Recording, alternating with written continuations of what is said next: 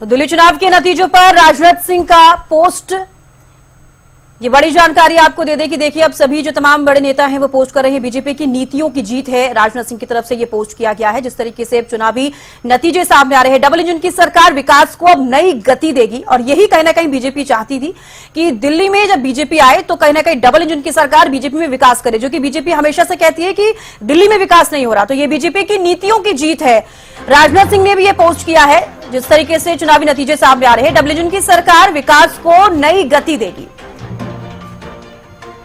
तो दिल्ली चुनाव के नतीजों पर राजनाथ सिंह का पोस्ट सामने आया। उन्होंने कहा है कि यह बीजेपी की नीतियों की जीत है। जो फिलहाल अब नतीजे जिस तरीके से सामने आ रहे हैं उसको लेकर सभी जो बड़े नेता हैं बीजेपी के, उनकी तरफ से पोस्ट किया जा रहा है। राजनाथ सिंह ने भी पोस्ट किया।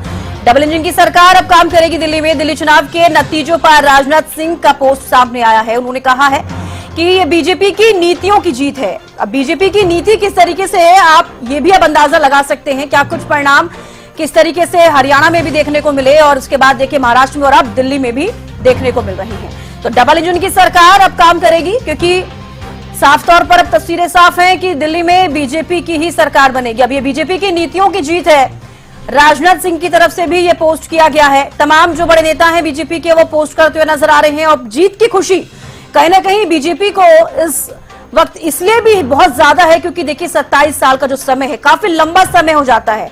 ऐसे में पुरजोर कोशिश बीजेपी की हर विधानसभा चुनाव में रही है दिल्ली में, लेकिन इस बार जो नतीजे सामने आए हैं वो अपने आप में सिर्फ ना केवल बीजेपी के नतीजे, हालांकि जनता क्या चाहती है, जनता जो चाहती है वो आप सभी के सामने है कि इस बार आम आदमी पार्टी की जो सरकार रही है उसको नकारते हुए दिल्ली की जनता ने बीजेपी पर विश्वास जताया है।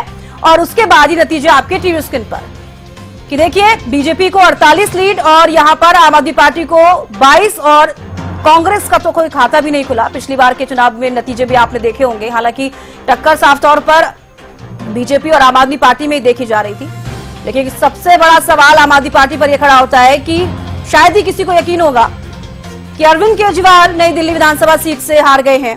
हालांकि आतिशी को जीत जरूर मिली है।